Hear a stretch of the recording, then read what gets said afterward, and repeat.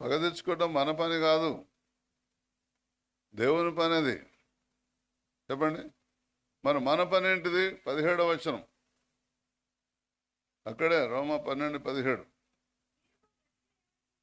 మన పని ఏంది? కీడు చేసిన మళ్ళీ కీడు చేయకూడదు. మనుషులందరి దృష్టికి యోగ్యమైన వాటి గురించి ఆలోచన కలిగి ఉండాలి.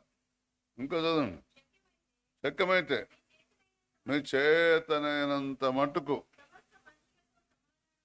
మొన్న పంచాయతీ పెట్టుకున్న కావచ్చు 50 అను చేతనైతే, శక్యమైతే, మనసు వస్తే.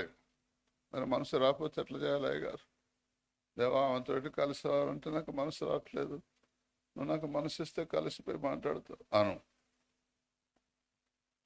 వింటున్నారా? కీడుకు ప్రతి కీడు వాడు నాకు చేసిన కనుక నేను వానికి